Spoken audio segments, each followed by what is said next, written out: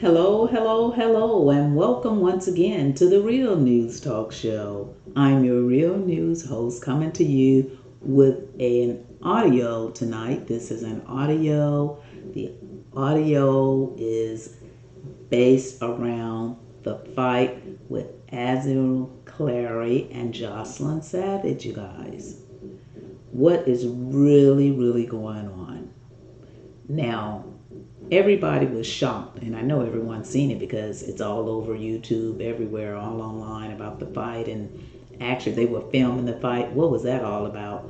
I mean, what would make them want to film something such as that? Because it was so degrading with all of the publicity and all of the surviving R. Kelly and all of this mess surrounding them.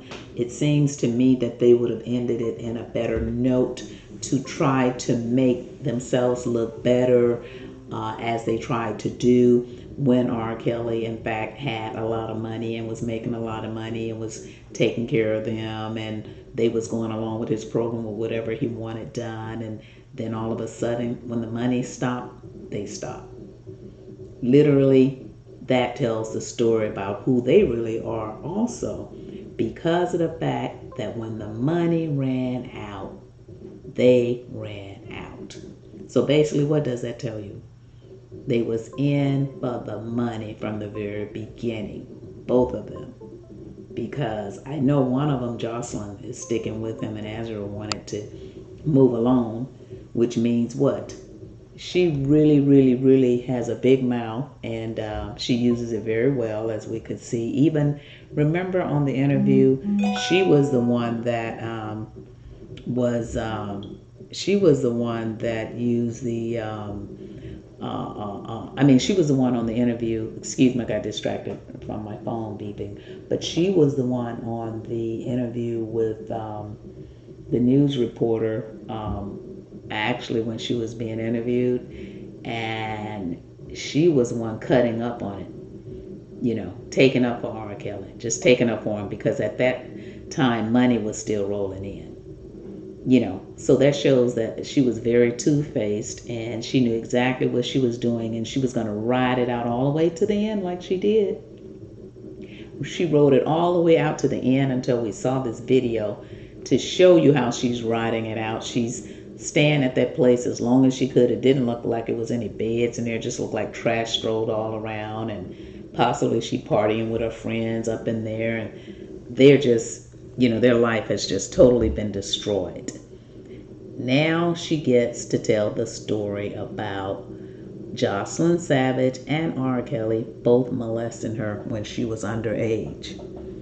Well, I think she should have said that when she had a chance to do it worldwide when she was being interviewed. Remember that interview, you guys? And who was that, Gayle King? Yeah, Gayle King interviewed them. And at that time, that was her time to explode. Because everybody was like, well, evidently he's not that bad because they're taking up for him and yada, yada, yada. But comes to find out, it was all about that dollar. No money, no honey. And I thought they was tighter than, I thought they was tight. I thought they was so close. They were holding hands, and when he first went to jail, they was riding around in his three-wheeler little car, and oh my God, strolling down the streets, having fun together. But when the money ran out, it was a mess. It was ghetto. It was young. It was just like young people do. It was like the new millennium. They cut up. They cut up. And in the background, you could see the house just looked like a mess. It looks like that Azriel Clary is going to ride it out as long as she can, because I heard the police say, well, when are you leaving? She goes, I'm leaving. And he said, well, when? And then she said, in a couple of days. So that gives her, a couple of more days to party up in the Trump Towers. It's a mess. They did not have no class at all. So that means that they were in it, both of them, for the money all the way out. But Azriel Clary, it seems that she had a little more spunk than Joycelyn, because she always did. She was always the one that was very, very boisterous. You know, she would yell out her opinions like she did with Gayle King. But to me, she sounded very young when she was talking to the police officers. And yes, she hit me here with her phone. And yes, she did this and that. And she even cried a little bit. And then she stopped crying. And, oh, I'm getting out of here. I'm leaving anyway. I thought she was going to leave immediately.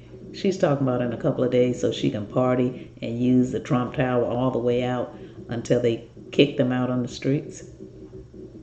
My God. My God. And I didn't see the part where Joycelyn Savage hit her. I was only going by what she said. And so now she comes out with the real story. So that goes to show you that those young girls, they were both in it for the money. So now she says that the other girl raped her. But what are they, 2 years apart or something like that? I don't know what age she was when that actually happened. But it's just her word probably against Joycelyn because they're so close in age. You see what I'm saying? Now, R. Kelly is a whole nother story because it's really not probably going to be on Joycelyn because they were both young girls when R. Kelly had control over them. So the courts might look at it, well, she did what R. Kelly made her do as a young girl. You see what I'm saying? So now for her to bring that out on Joycelyn Savage, when they was all in that mad mess together, and she should have brought it out on the news. She was old enough at that point. She wasn't a child anymore.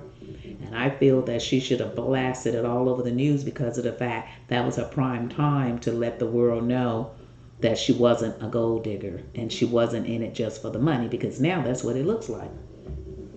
I'm just telling you guys my point of view about it. It was just so ghetto. It was so untasteful. It was so tacky.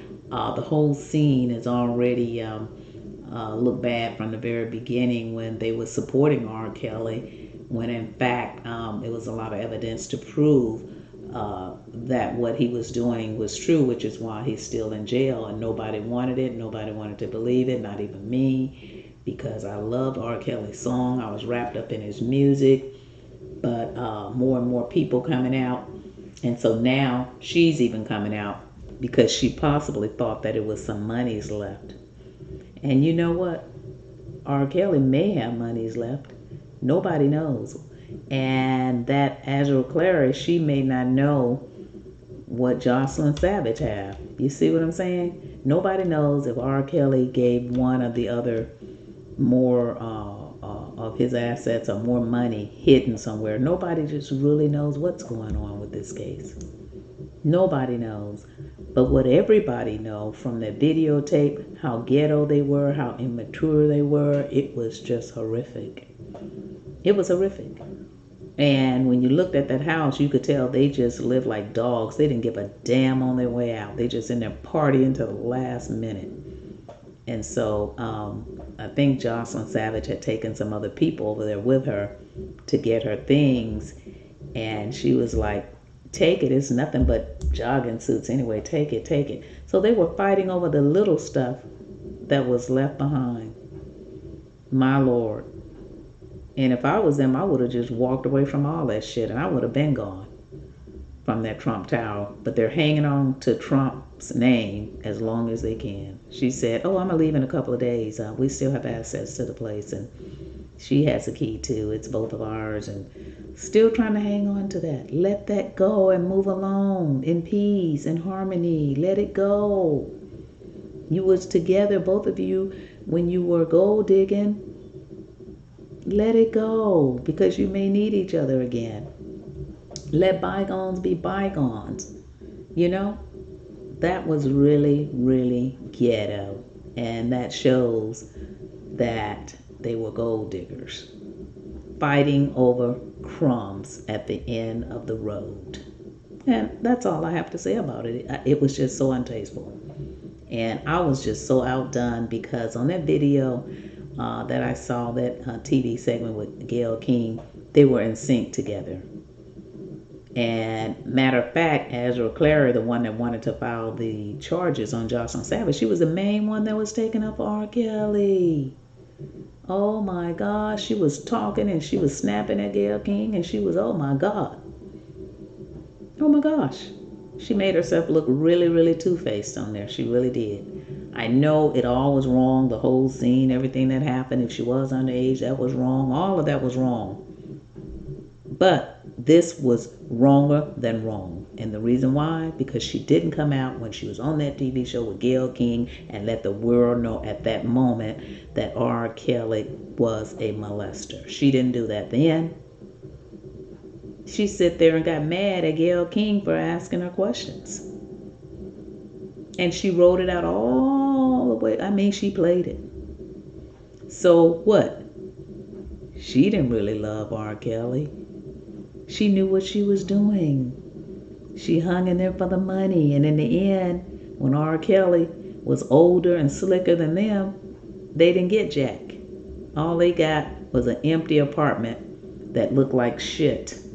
And it looked like it had creeps all on it. I mean, it was just stuff strolled all around and people in there. They probably just partying all the way to the end. Because, again, when I heard that girl say, that little girl said, young lady, I'm going to stay another couple of days. Well, why in the hell you want to stay another couple of days? Just to party because it's the Trump Tower? That's what I picked up from it. I picked up that she still had a thing. She still was trying to ride off of that. That was the whole reason she was in there, because she was feeling like she was on some kind of power trip. Get the hell away from that Trump Tower. Get the hell away. Because once you're gone, and you'll never ever be there again. You know? That was so ghetto. So you guys, that's all I had to say. I just didn't like it. It was so tacky. I thought that they would have ended that stuff together, even if they both would have let R. Kelly go together. I thought it would have been in harmony, as they always, tried to show that they had class. They put on a good front, and to see that was the real deal. My mother always said, what's in the dark should come to the light, and they came to the light. It shows you that they was in it for the money, and then they're fighting over crumbs at the Trump Tower because they hate to let go. I'm going to end my show. This is the Real News Talk Show, so please click like, share, and subscribe, and I'll be coming back with more of the Real News Talk Show. And thank you for tuning in. Goodbye.